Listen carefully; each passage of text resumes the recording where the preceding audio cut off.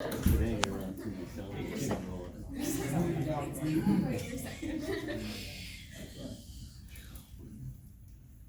What is the scariest thing that you can tell a child?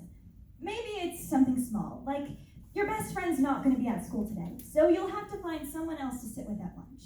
Or maybe it's something life-changing, like I don't think the tooth fairy's going to be visiting tonight. But if you had asked a younger me what the scariest thing that any adult could say to me would be, it would go along the lines of this. You're going to the doctor's today, and you're getting your flu shot. I know, something out of every 7-year-old's nightmares. But for me, it wasn't necessarily a fear of needles that terrified me, but rather the idea that putting an illness inside of your body, before you even got sick, could actually help you. It all just seemed really counterproductive to me. And it wasn't until a little bit later that I learned that getting vaccinated probably prevented you from ever getting sick in the first place. A lot of us in the United States are lucky. Because of our access to medicine and healthcare, catching the flu means only a few days out of work or school. But others in developing countries aren't so lucky. And the World Health Organization reports influenza and lower respiratory diseases as the leading cause of death. So, as a species, we need to address this growing but preventable issue. And we can use the Rotary 4-way test to do so.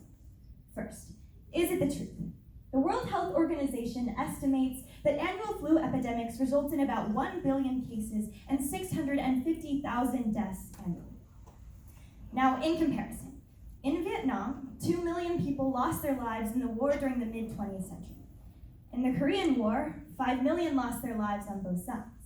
And most recently, in the United States War on Terror in the Middle East, about 800,000 have lost their lives over the last 18 years. But the toll of these 3 wars combined cannot match the 12 million that have lost their lives to a preventable disease in just the last 20 years. So what are we doing about this? Well, every year scientists formulate a vaccine that covers between 3 to 4 of the most common strains of influenza. Despite this, the Center for Disease Control reports that less than 40% of all Americans were vaccinated in 2018, a record low. Now, there are a few key reasons patients cite for going without their vaccination, the most common being they didn't have the time or the ability to get the immunization that year. But because of the complexity of the virus, new strains mutate every season, so you're always going to need another vaccine. And researchers can only produce a vaccine for strains they can recognize. However, there is a solution. Researchers around the world have been developing a universal flu vaccine that targets the parts of the flu that stay the same no matter the mutations every single year. It sounds like a pipe dream. How can we go from one vaccine every year to one every 5, maybe even every 10 years? But the National Health Institute began human trials for the first universal flu vaccine in 2019. So maybe this pipe dream isn't so far off after all. Second, is it fair to all concerned? Influenza virus disproportionately affects those in lower income countries along with poorer citizens of developed countries.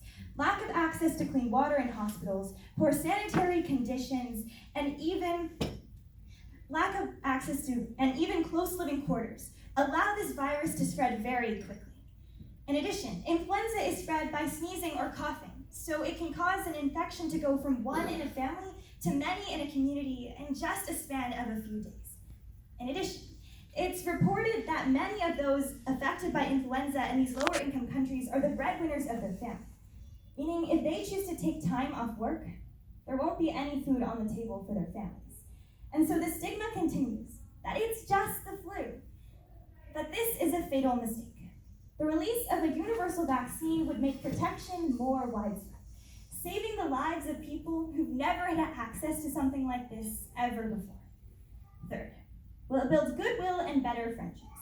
Aside from the characteristic seasonal flu we all recognize, unknown strands appear periodically. And because these strands are completely unknown, the present vaccines and antibodies we have don't protect us. And so these viruses can spread worldwide.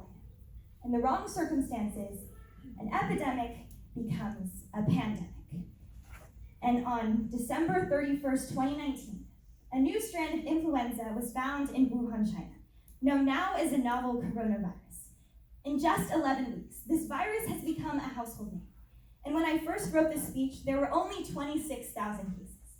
But as of today, there are 130,000 cases of coronavirus spread across over 100 countries. And this creates a circle of blame. Whose fault is it that the virus was spread? But what we have to see is that the importance of all of this is the necessity of protection for all people, no matter where you're from. So finally, will it be beneficial for all concerned? A lot of us in America are lucky. And maybe we're starting to take something like influenza for granted.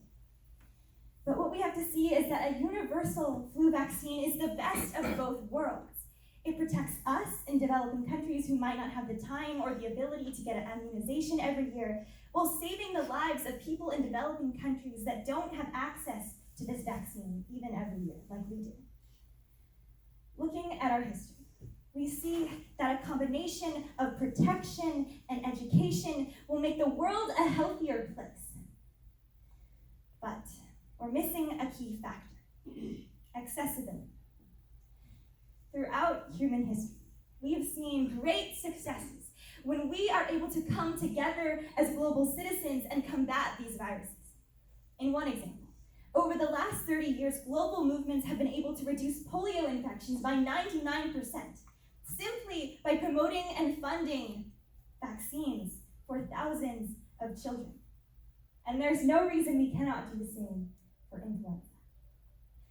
So, until then, until we can finish developing that vaccine, we can do the best we can and protect our own health and encourage those in our community to continue to do the same.